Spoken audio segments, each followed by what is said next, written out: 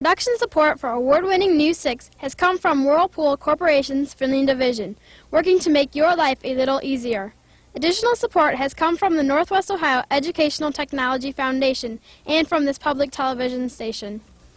Hi, I'm Brittany Pomeroy from Gateway Middle School in Maumee, Ohio. This week on News 6, we'll take a walk through a historical riverfront home, talk to an archaeologist about his venture to China, and visit a restaurant and tavern that's lasted through the years.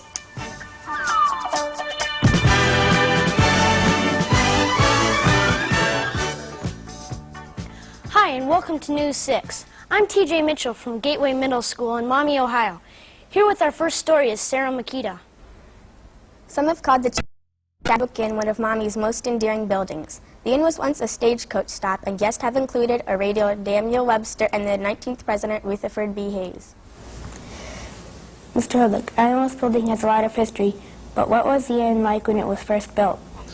Well, the inn was built, started to be built in 1836 by a man by the name of Levi Beebe, who came here from the east, and it was called a commercial building, and it was a series of shops. There was a dry goods store, there was a public room, which we know it as a tavern or a bar today, and that was all on the first floor. The second floor was rooms that one would stay in overnight for transient people. There also was a ballroom on the second floor. There was a ballroom on the third floor, as well as rooms for people to stay in on the third floor. And a ballroom, as they knew it at that time, had the capacity for about 40 or 50 people. As when we think of a ballroom today, we think of a room that's large enough for 400 or 500 people.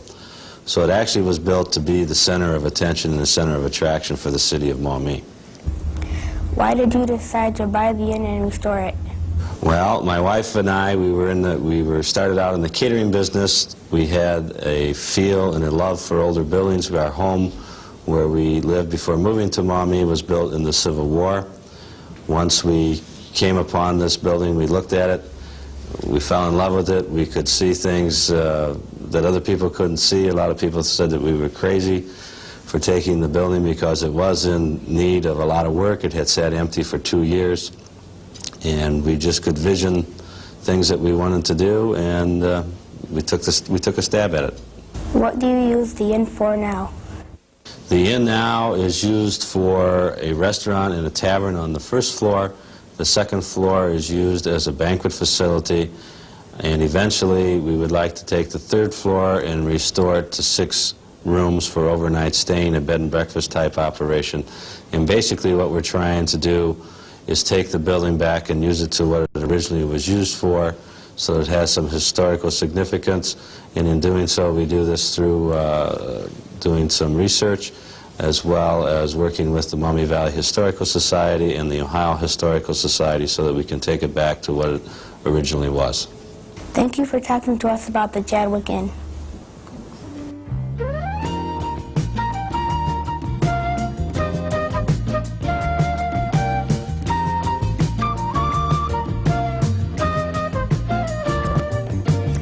Today's show is being produced by Mrs. Marta John's 6th grade class at Gateway Middle School. Maumee is a suburb of Toledo. The city was incorporated in 1838 and has a current population of 15,782 people.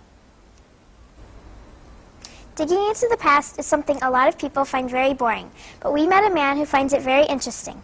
Dr. Michael Pratt talked with us about being an archaeologist. Dr. Pratt, what got you interested in archaeology? Well, I was always interested in Indians and history when I was a child, and when I went to college, I looked in the college catalog to see if there was any courses like that I could take, and I discovered that archaeology was one, and I took it, and I loved it. I see you brought some artifacts. Could you please explain? Yeah, I have really 3 different types of artifacts here. These are all from the prehistoric Indians of Ohio. These over here are flint knives and spear points that were made for these people for hunting purposes and use as tools. The stone in the middle is ground into the form of an axe, and they use these both to chop firewood and build their homes, and this can also be used as a tomahawk. And over here we have some prehistoric pottery. These are just fragments of vessels used for cooking and used for storing. All of this material was locally available in Ohio, and all the Indian boys and girls learned how to make this as they were growing up. You recently went on a trip to China. Are Chinese artifacts similar to Ohio artifacts? Some of them are. The stone axe and the pottery here is very similar to artifacts that we saw from an early time in China. And while these artifacts date to only about 1,000 years ago here in Ohio, similar things were being produced in China almost 6,000 years ago. So that there's quite a bit of difference in time. China has one of the earliest civilizations ever developed, and they were quite ahead of the American Indians and also the people in Europe. Is there anywhere you would someday like to have a dig? Yeah, I'd love to go back and work in China. I was very interested in the area around Xi'an, which is the ancient capital of China. But I think that most likely the next place that I'll be digging is in the Metro Park areas around Toledo. Thank you for showing us your artifacts, Mr. Pratt.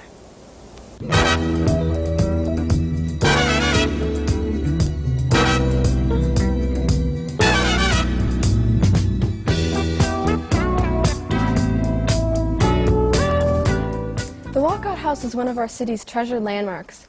Built in the 1800s by one of the area's most prosperous families, the house is now a museum. We recently had a tour of this historic home. This is the home of James and Mary Wolcott. They came to Maumee City in 1826, and when they arrived here, they bought 300 acres of land for $1.25 an acre. They built a small log house on that land, and over the years they became a more prosperous family, and they were able to add on to their home. This room that we're in right now is called the Indian Room. Why do they call it the Indian Room?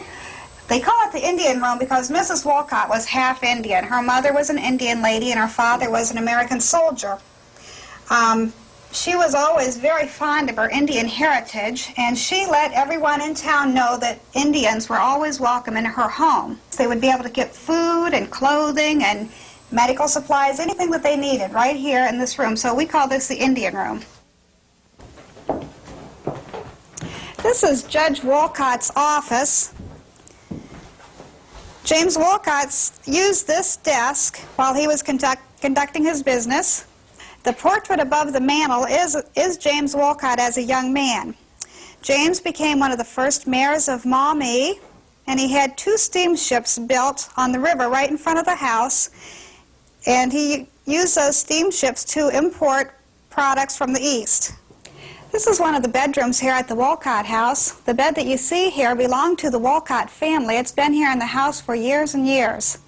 The early pioneers had their beds built nice and high off the ground for 2 reasons. One reason was so that they could be warmer. They knew that the warmer air stayed closer to the ceiling. The second reason is so that they would have a space for their trundle bed. And this little bed that you see down here, below the big bed, is called the trundle bed, and that would have been pulled out to the middle of the room at nighttime. The little children would have slept in that bed, and during the day it would have been pushed back under the big bed. That's all for this week's show. Join us next week when News 6 travels to Hoytville, Ohio.